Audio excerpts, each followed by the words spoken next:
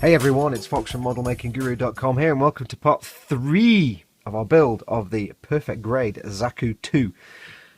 Finally, all the gunmetal parts are now painted with Mig 045 gunmetal. God, it took me about, what, 4 weeks? 5 weeks? 4 weeks? Bearing in mind, again, I can only work at weekends, because that's when I can make a lot of noise with my compressor and my spray booth. Can't really do much in the evenings. So, yeah, and I've only got so many sticks, so I've had to do it in stages. My God, it took forever. Yeah, why am I doing a perfect grade again?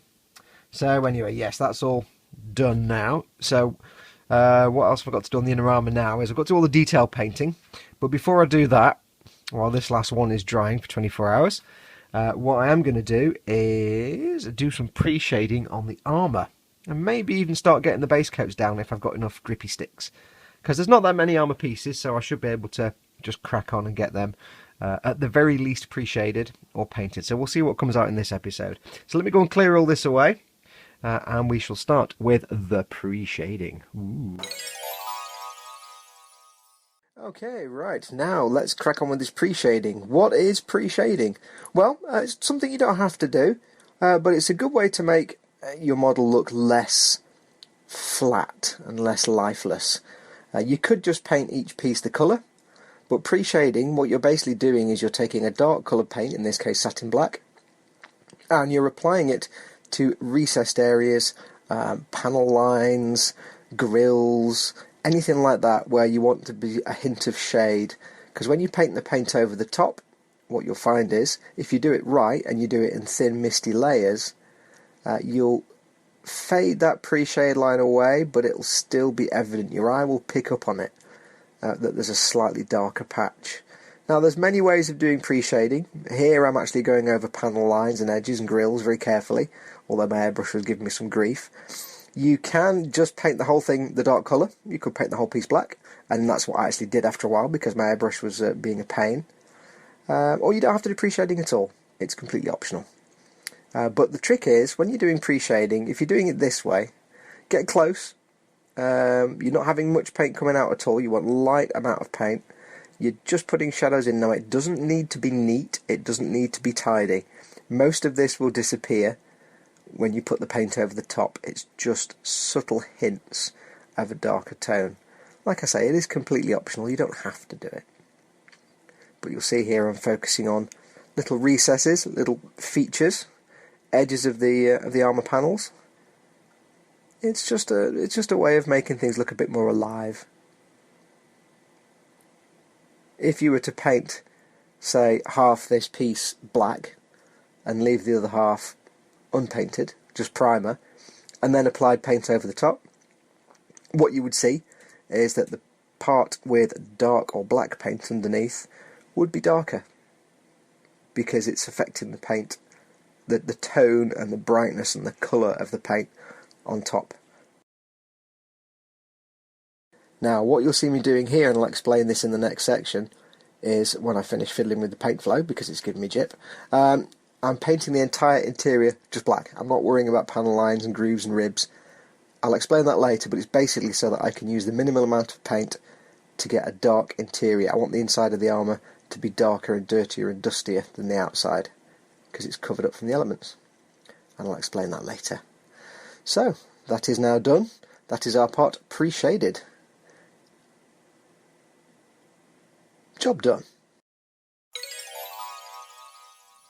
Okay, and we're back. Right, everything has been pre-shaded. You'll see I've got 3 different types of pre-shading here. I have the one I showed you, which is the stripy stuff, where I've gone over the panel lines. I've got ones where I've painted them just black, literally, using the semi-gloss black. And I'll tell you why I've done that in a second. And I've got a couple of pieces where I've done no pre-shading at all. Basically because I forgot and I missed them out. But it'll be an interesting way to show you the difference between different types of pre-shading. So, on to the next step, which now, for these armour parts, is the exterior armour colour. And for that, we're going to be using 3 paints. We are going to use, let me move this out of the way. Let me find somewhere to put it. Right, so for this, we're going to be using dry paint. Not dry paint. Yeah, that's when doing a silly German accent fails. We've got 3 paints to use.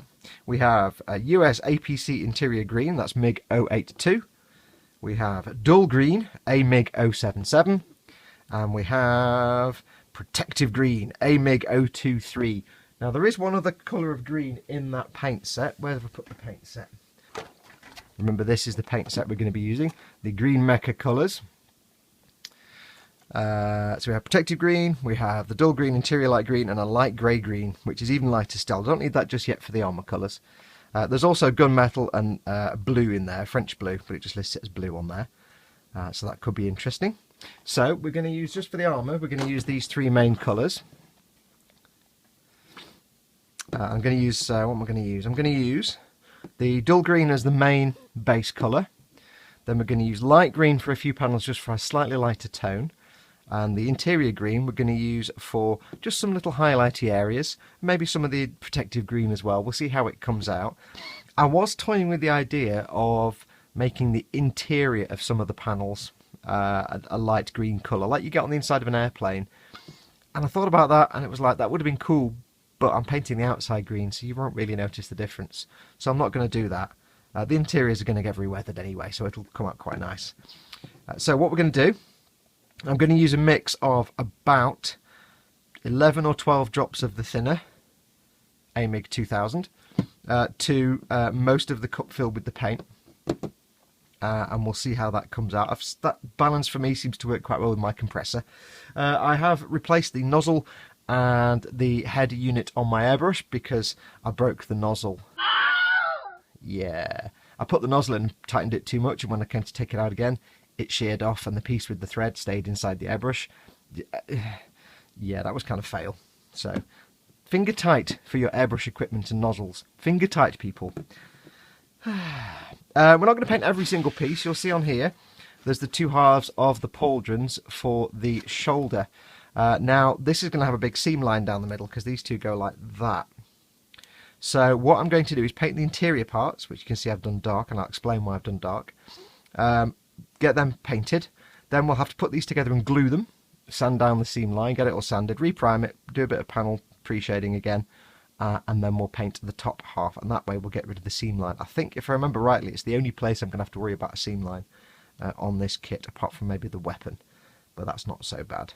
But the reason I can't just glue it now and paint it is because there's a piece that goes inside. So I need to paint the interior, glue it all together, then I can paint the exterior without getting anything on the inside and make sure that interior gunmetal part is inserted. You have to think like this when you're building Gunpla sometimes. You've ever built the Wing Gundam with its shoulder pauldrons that are all like big sticky out things, you'll know all about that. And we're going to do some parts in the light colour. Actually, hang on, thinking on now, we're going to make the torso armour and the skirt armour darker. So the torso armour and skirt armour will be the dull green, maybe with a little tiny bit of black. The rest of the armour I'm going to change completely from what I just said a moment ago, will be the protective green. So this is going to be the main base colour. This will be the colour for some of the darker areas, darker panels on the waist and skirt. You can see how I make this stuff up as I go along. And if it doesn't come out dark enough, I'll add some black or a blue to it maybe. So I'm going to get all these parts ready and we shall do a bit of painting. Let's go crack on.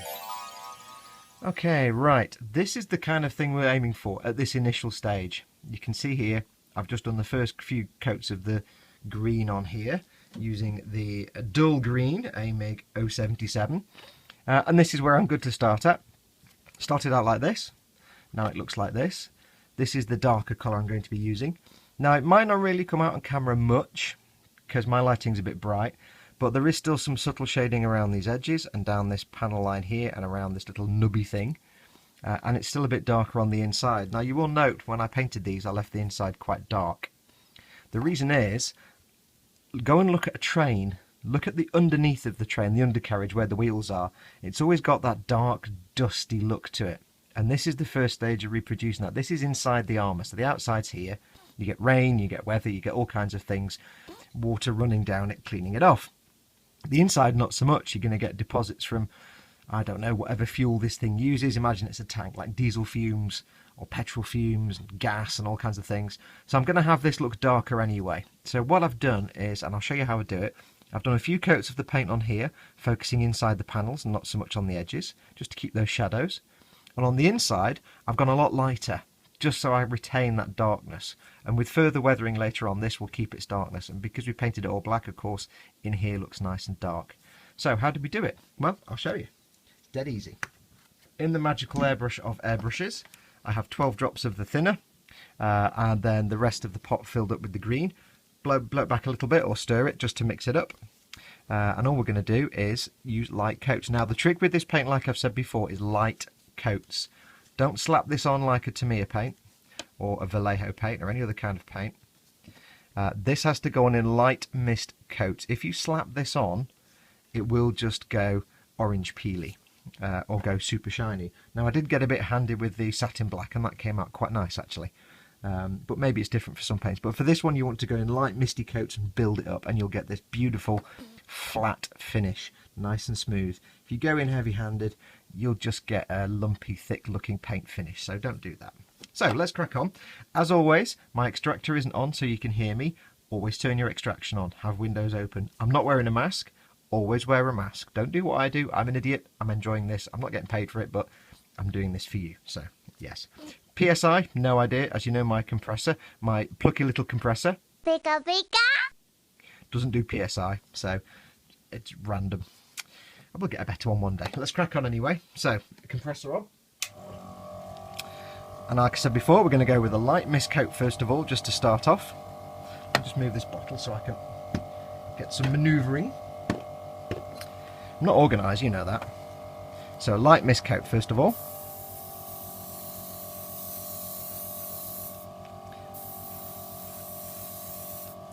And I have to say, this green isn't quite as dark as I thought it would be. But keep in mind there is going to be weathering later on.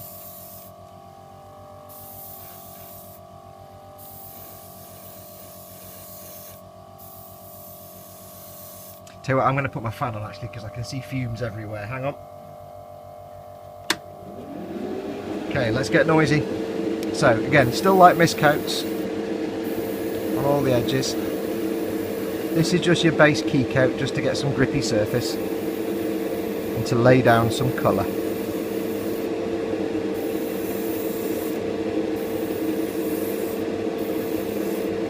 And this is where this trigger brush comes in really handy for me, because I can control how much paint I'm putting through much better than I can with the thing on top. Plus I've got the thing on the end to restrict how much paint goes through. You don't get that on all airbrushes. A bit more there I think. Right, so I'm going to give it just some air only, just to flash that off. But yeah, definitely go and look at the underside of a train. You'll get what I mean about this interior part. And when we've done things like streaking grimes and things later on, you'll see it even more. So that's nicely aired. So now we're going with a thicker coat. Again, not too thick. Just take it easy. It's better to build things up slowly than slap all the paint on all at once. Go slowly to get a nice even coverage. We're being a bit more careful here than we were with, say, the gunmetal or the primer, purely because here we're not looking to completely paint it, we want to build the paint up and keep some of that shading.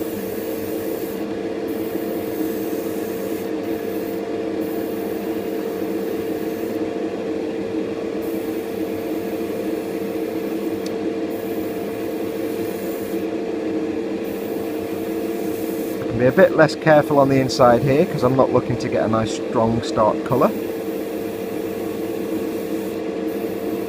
so I don't need to worry about putting multiple coats on in there.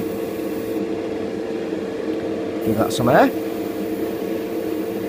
And that's the beauty with these ammo paints, because you have to build them up slowly, because you can't just slap it on. I mean, you can do, but you might want the orange peel effect or the shiny glossy effect. Because you can't just slap it on, it teaches you patience. Something that I lack very much.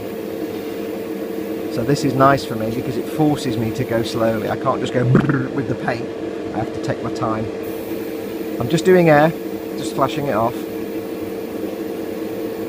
The reason you get the orange peel if you slap the paint on in loads of coats, wet coats, is that each layer starts to dry and film over, and the surface tension makes the orange peel. That's what you don't want. You want the layer that you're going to paint onto to be at least flashed off dry, so you don't get that problem. So a bit more. Just building up the base coat here.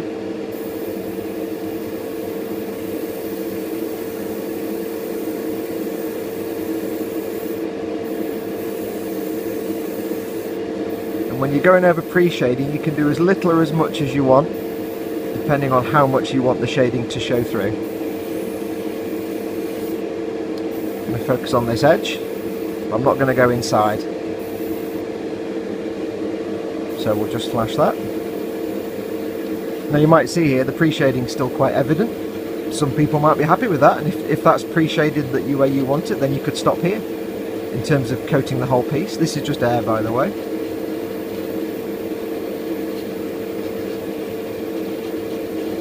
I'm going to go over it once more. I'm just blocking it in until I'm happy with the shadowing fading away enough the way I want it. Some randomness is good. You want to have some randomness. Nature is not static.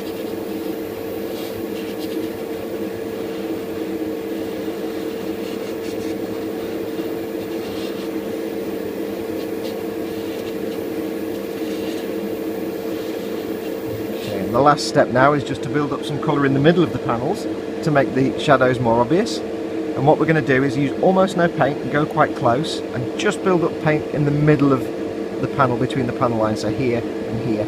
So let's try that. We don't want to go too heavy, and I like to keep the brush rotating and spinning like this just to keep it, make sure I'm getting some paint, to keep it feathered. Don't keep the brush in one place for too long, otherwise you get big gobs of paint. And again, you can do this as much or as little as you like.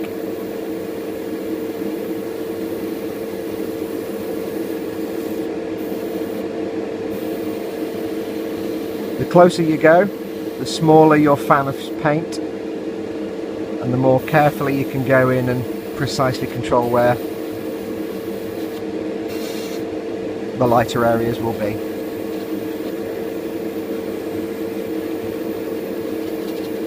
And don't worry if it comes out just looking uniform green, it's not the end of the world. We are going to be doing lots of weathering on this to bring back panel lines and things like that.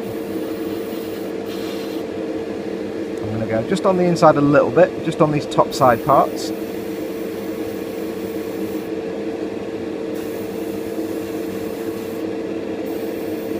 Just to give some fade and gradation. Oops, or in that case too much paint.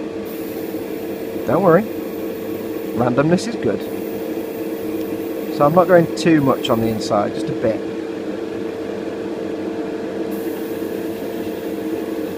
So let me just turn all this lot off. Ow. So you can see now, hopefully, let's just bring this in. Can get the thing to focus on it. You can see now we've still got some of that pre-shading there, like on this line here and on the edges. Very, very subtle, and that's what you want, really. We've got some lighter patches on the middle of the panels, but again it looks patchy and random, which is what you want. This isn't a clean build. And inside it's darker, and it's going to look darker later on with more weathering. We'll be putting more things like streaking grimes and stuff on the inside to dirty that up. Now what we're going to do once this is dried, because I don't want to keep emptying and refilling the airbrush and wasting paint, I'm going to go around and do all these dark green parts for the torso and the skirts. Then we'll clean the airbrush out and we'll come back with the lighter colour for the other parts. Now what I'll do when I've done that is come back on these and use the lighter colour on the inside of the panels like I just did on that last coat there, just to give a little bit of a highlight. And I might do like some on the top edges just to bring that lightness to the edge, just to fake the eye into thinking it's a highlighter here. Excuse me. Oh god, I've really got the burps today. My apologies. So I'll go off and do the rest of these bits. I'll get the light parts done.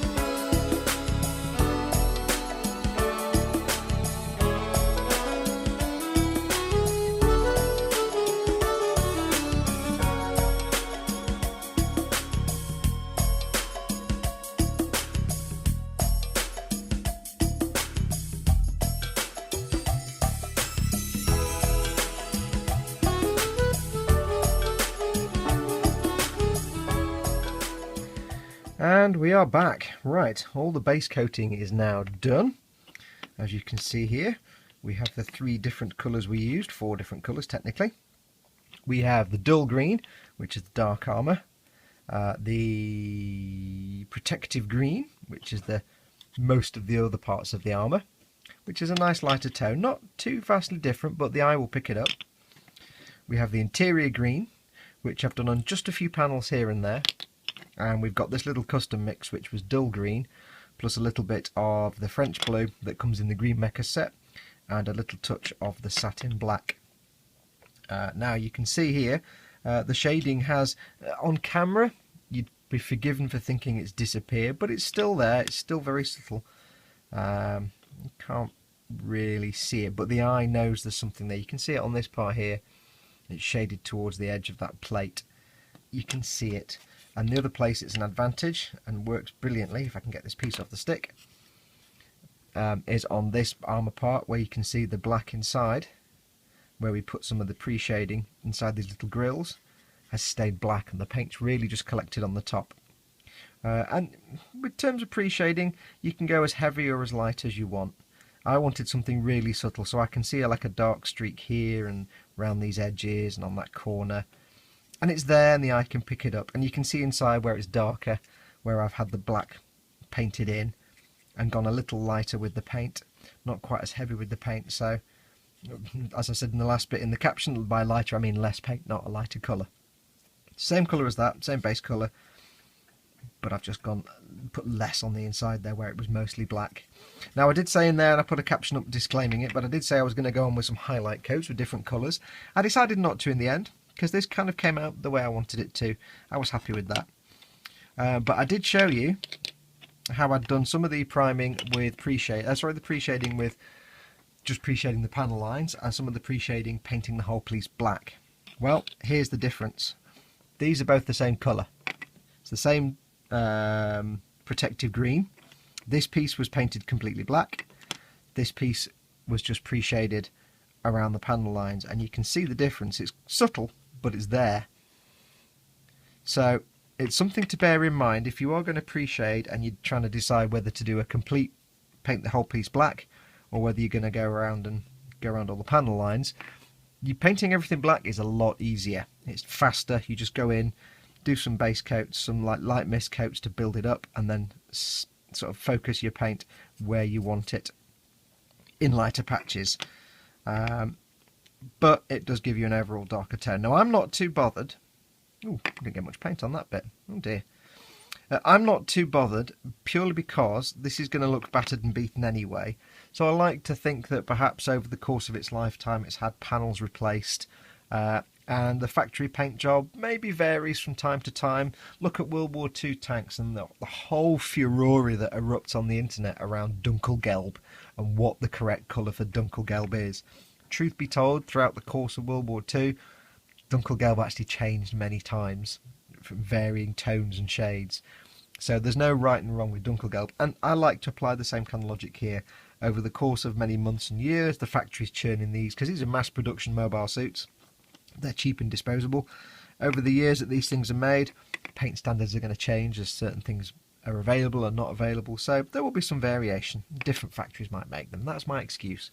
So don't panic too much about colours and getting everything matched. It's about having fun, and if you can make a story to explain why all your panels are different colours, even better. Even better. So that's pre-shading and the base coat done. Next I am going to do a very quick thing. I'm going to do a little bit of striping on just 2 pieces. On these 2 pieces, the shield and the centre of the head. What do I want to do? Well, I thought it'd be fun to put some little white stripes on it, so I'm going to put a stripe on the shield somewhere. I haven't decided where yet. And I'm going to paint this piece over white to suggest it's like a stripe down the middle of the head. This is the centre of the head. But then I'm going to chip it back, because I'm going to pretend that the white bits are painted on by the pilot in some cheap paint while he's out and about in the field, just to, you know, separate out his Zaku from everybody else's. Maybe squadron markings or something like that. So this paint isn't going to be as hardy as the stuff that's put on in the factory. Again, using my logic to explain things. So what we're going to try and do is put a stripe on or put the paint on, and using the chipping fluid we're going to chip it back and make it look like it's chipped away and it's showing the original green underneath. So let me go and get everything ready and we shall do that. Okay, right, for this process we're going to need a few things. Obviously the pots we're working on, some masking tape, a brush, we're going to need Heavy Chipping Effects Mig 2011, and we're going to need Cold Grey Mig 119. I'm not going to use just stark white because that's really boring. I want to use an off-white colour because that's more interesting. Remember, this is supposed to be some weird cheap maybe winter camo paint the pilot had left over. So how are we going to do this? Well, I've masked off the stripe on the shield, just use some Tamiya masking tape. To save me masking off the whole shield, I've just used newspaper and some cheap masking tape for the rest. There's no point spending hours masking everything off for just that stripe. I could just cover it with paper and take it off. This one we're just going to paint the whole thing white. So what do we do? Dead easy. First of all, we need to get our chipping fluids and our airbrush. So we just need to take a little bit of the chipping fluid. Also need my airbrush cleaning station on standby. A little bit of the chipping fluid. Straight into the airbrush. Neat. Don't dilute it down or put anything else in there. And all we're going to do, turn the compressor on. And we're going to just apply it. A light coat first of all.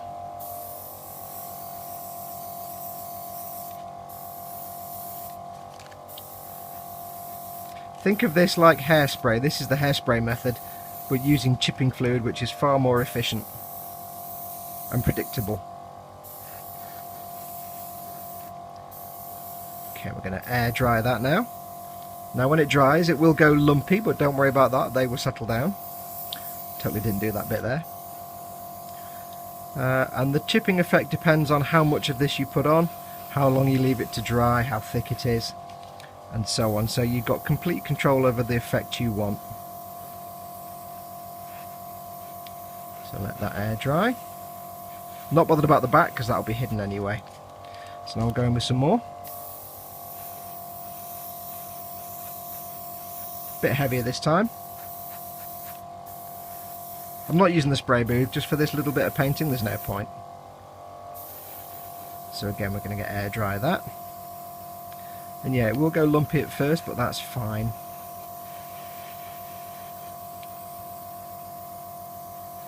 Now I've not varnished the paint underneath here at all, I'm doing it straight onto the paint that was painted yesterday.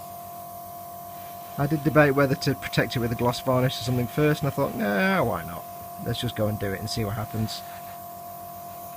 Basically this chipping fluid, like hairspray, will act as a protective barrier and will allow you to chip the paint that goes on top away.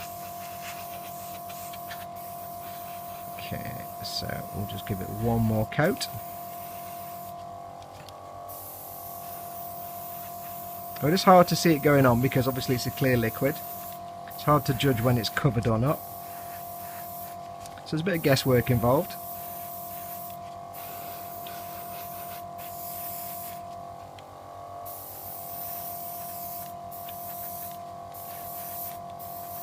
So we'll leave that to air dry for a moment. And we'll do the other piece. Again, we're going to do this whole piece now, so.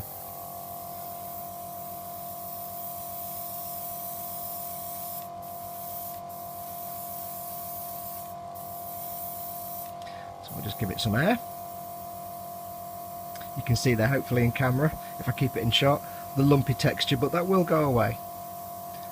The one thing you must never do with this, or really any MIG, any ammo products, because they're not designed to work that way, one thing you must never do is use a hairdryer to dry them, because they don't sort of dry that way, and if you do, it'll alter the chemical structure and just have a completely different effect.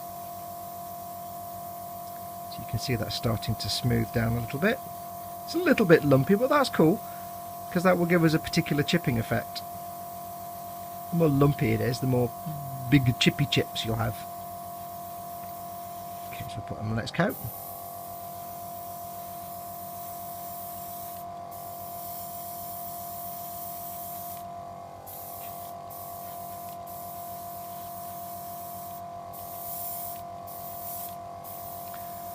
Go on with some air. If you can as well, although I haven't done it here because I've just remembered now, sometimes it helps to do it like one way and then the next coat the other way, so say left to right and then turn the piece round, do top to bottom the next coat and things, just to make sure you get the best coverage.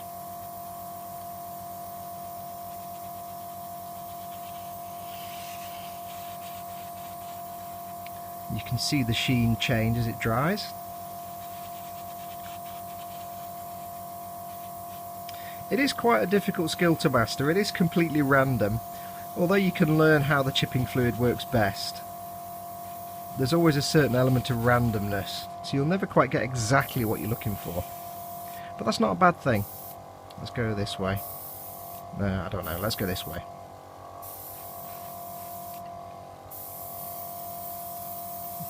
As I said earlier on, in real life, nature is random.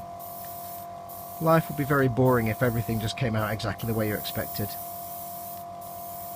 Sometimes it's good to have unexpected results, or what I call happy accidents. Some of the best little features I've ended up with on models have been result of happy accidents. Just where I did something, it didn't quite go right, but it looked brilliant.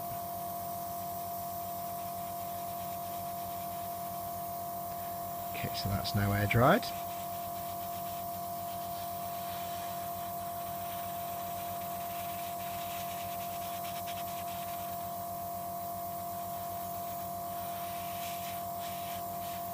So I'll put that to one side. How do we clean this stuff out of the airbrush, and how long do you leave that for?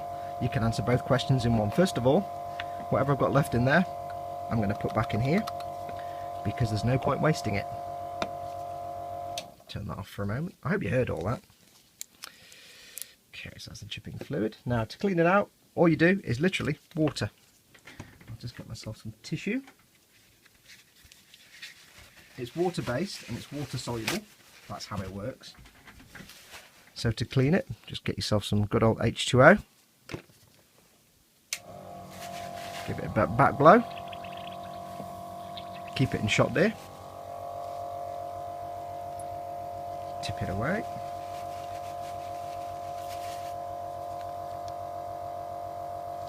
I've got a leak in my airbrush somewhere. I think the moisture trap has got a bit of a leak on it. I think the valve's a bit rubbish. It's a bit old and knackered.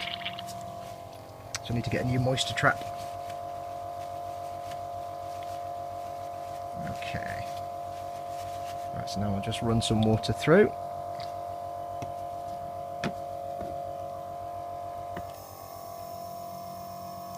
Just to clean it out.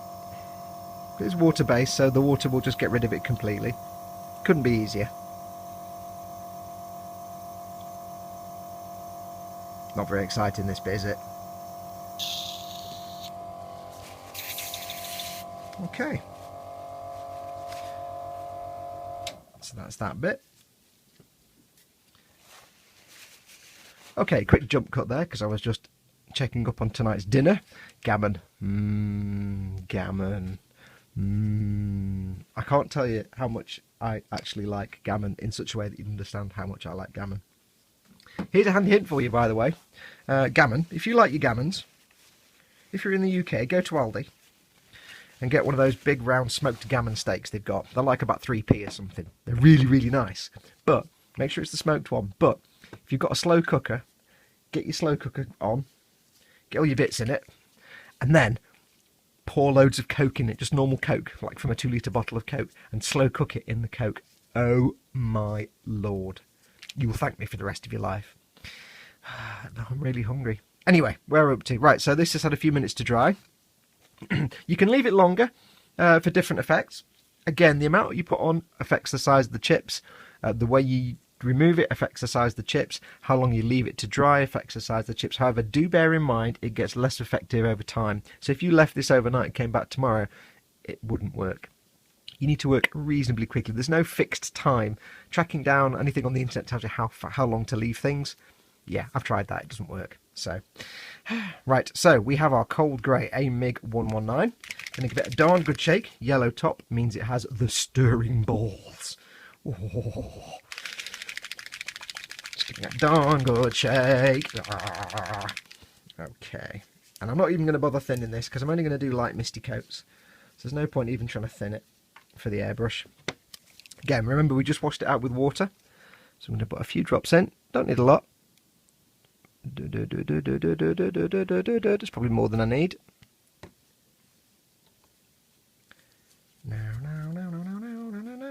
Screwing the lid on with one hand is really hard because I'm trying not to pull the trigger on the airbrush. So one downside of these trigger brushes, whenever you do anything like this, you're spraying things every 5 seconds. Right, so compressor back on. We're going to put some paint on.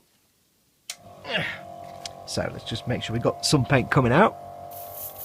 Yeah, I've also got air coming out from somewhere. Joy. Okay, so the way to do this is, as with before, misty coats. But this is supposed to be faded paint, remember, so I'm not going to go thick white anyway. So let's just go in, build up a thin layer. And I don't know how much of this is going to be visible, so I'll go around the edge a bit. Okay, so I'm going to give that a bit of air. Just to flash it off. Flash. Ah! I can't sing that song because I'll be doing copyright, so stopping now. Okay, now I'm going to go this way, and it's hard to do on camera so you can see it because it's all in the wrong place, but I'm going to go up and down now. Again, it's just about getting a nice even coverage.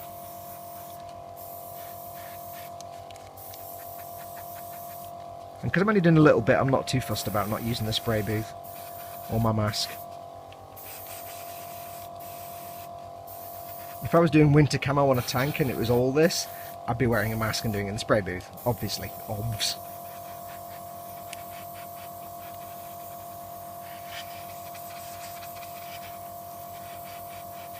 When I've done this, I'll show you a little trick with masking tape as well. The best way to use masking tape. So one more coat, let's go this way again. Go a bit heavier this time. I hope all this is in shot.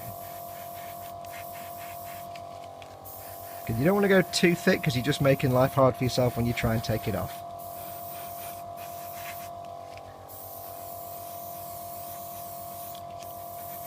And that should do fine.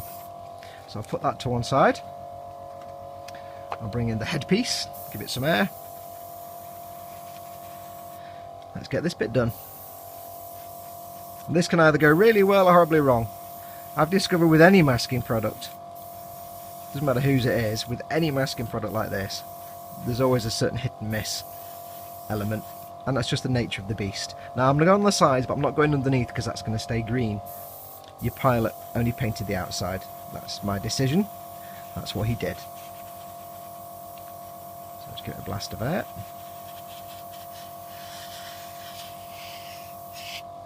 I'm going to go back on again.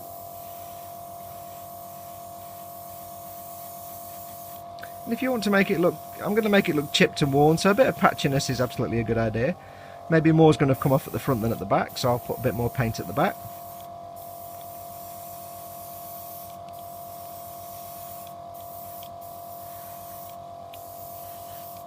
And if you're wondering why I haven't masked off underneath, you'll learn with airbrush use that you don't always need to. Sometimes the paint goes just where you expect it.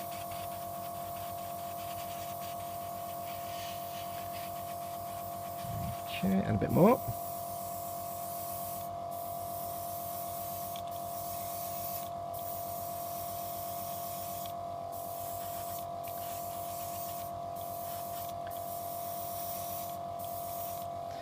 So that, I think, will do nicely. So I'm going to do that. I'll turn the compressor off. I'll go away and clean the brush for a minute. I'll stop the film now, and when we come back, we'll do the removage. So let's put a bit more on here, actually. I'll tell you what. Let's put a little bit more on the shield. There you go. Right, I'll go and clean my brush out. When we come back, we'll do the removage. Okay, right. Let's get this tape of masking off. This has had as long as it took me to clean my airbrush, which is about 5 minutes. So, oh, it's like I'm wrapping a Christmas present. What could it possibly be?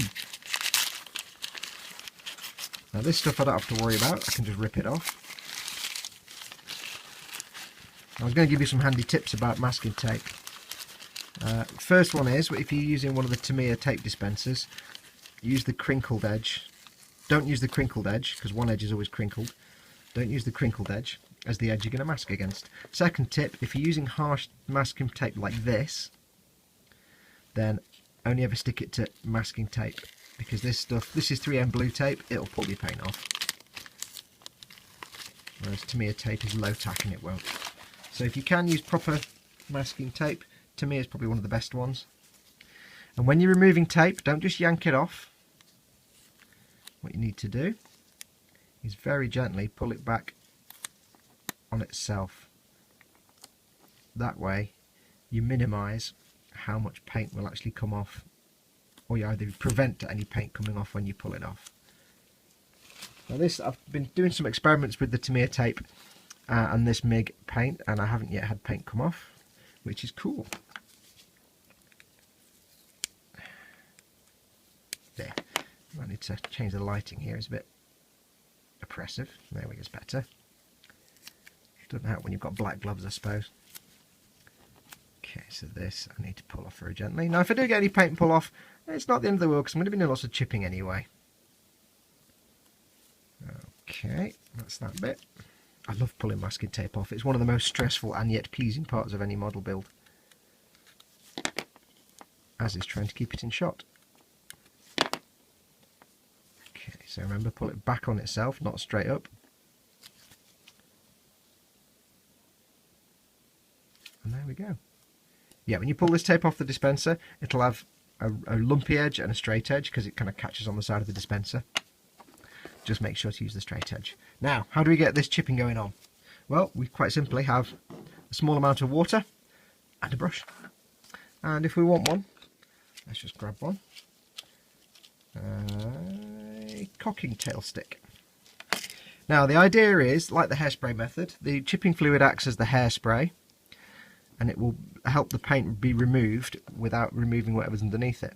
So what I'm going to do is just get this paint on here, the water on here first of all. And of course, again, it depends on how long you leave the paint, how much water you put on, how long you leave the chipping fluid, how much chipping fluid you put on. And all I'm going to do, you can see it already starting there, this is a reasonably stiff brush, I'm just going to start dabbing away at the paint. That may take a few moments to actually kick in, but you can see there, it just starts to edge. So I'm going to focus on the edge. It's not a super stiff brush, but it's a reasonably stiff brush. Now we've got a ding there, so I want to take some of the paint off of that.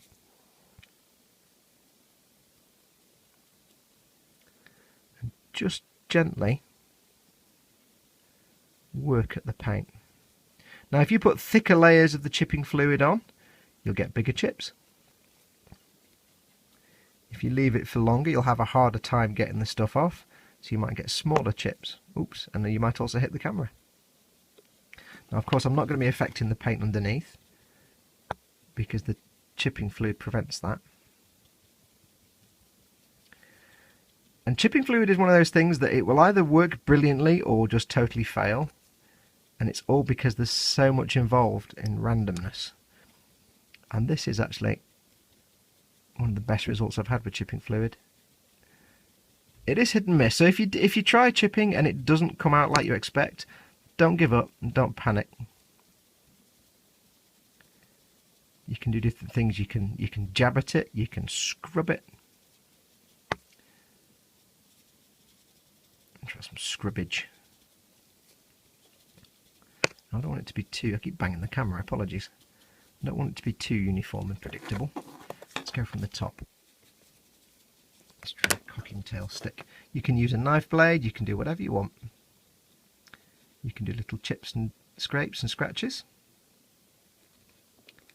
The water just helps the paint unbind, as it were. Just take your time. It's all about patience, like every bit of model making, it's all about patience. Work it on the edge here, because the edge is where all the damage will be.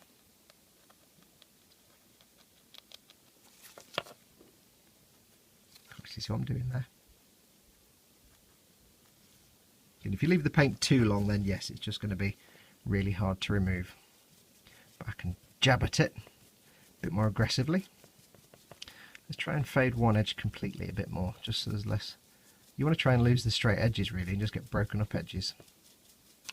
Let's just go hardcore on this end, shall we? And this is the same kind of technique you do for winter camo, but there are products that actually make it a bit easier than just using paint. Get that off. I'm going quite harsh now. So why not get a piece of tissue just to gently clean up the excess and see what happens.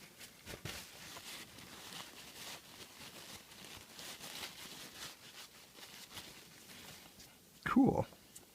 I want to work on these edges a little bit because I've still got like an edge. I could use a stiffer brush. You can just use a stiffer brush. Just try taking away some of the actual, because I'm taking the paint off, but I'm not getting rid of the edge. So I need to work on that a bit just to make it look less like something somebody's painted on and more like actual chipped paint. But this is the same technique you'd use for winter camo. You can use it with paint. There are specific winter camo colours you can get.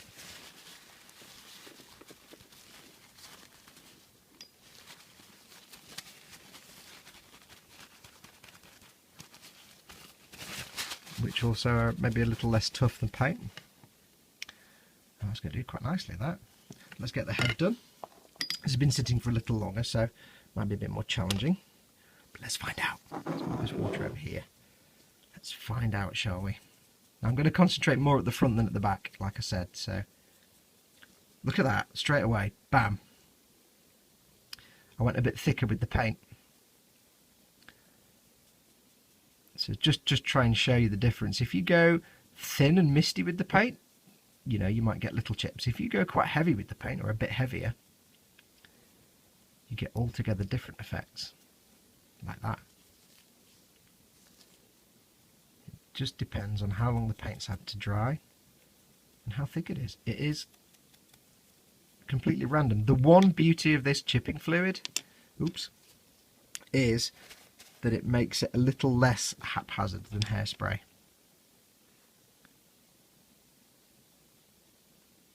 Probably got a bit too far now on that, but never mind. I think I went thicker with the chipping fluid as well on here, so that's probably why it's coming off in big chunks. Let's go around the edges. I'm quite pleased with this, actually looks brilliant. Actually really pleased. Let's go around that edge there. So if this was a winter camo, this would be brilliant. This is exactly what you want. And winter camo is one of those things I've never been able to perfect. So that will do for that. Very gently dry it, because if I rub it, it's just going to pull paint off. And that is the kind of effect we want. Now I kind of hoped for that effect on there, but I can live with that. I'm not unhappy with that. But that is just brilliant. That's just perfect. That just suggests that the green paint underneath is factory standard and brilliant, and therefore space paint is made of space ingredients from space and from the future. The ingredients are basically space and the future, and therefore it's quite hardy. The white paint is clearly made of like pants, dinosaurs and old people, so therefore it's a bit rubbish and it comes off. So that's my logic behind it. Excuse me. Oh, got a frog in my throat. So I'm really pleased with that. That is brilliant. That is fantastic. So that's going to be the centre of the head, so you have this white stripe. I don't think I'll add any more. I might do. I don't know. I might do it off camera. But if not, I'll stick with it. That's going to do it for this time. When we come back next time, I always say what we're going to do, and I should stop doing this because I always change my mind and do something else. I do need to start detail painting the inner frame and dry brushing it first and then doing the detail painting. What I'm probably going to do is when I do a gloss varnish, I'll probably get the whole frame built and then gloss varnish that, because I'm not going to do a lot of pin washing and stuff on there. Not have to worry too much about protecting joints.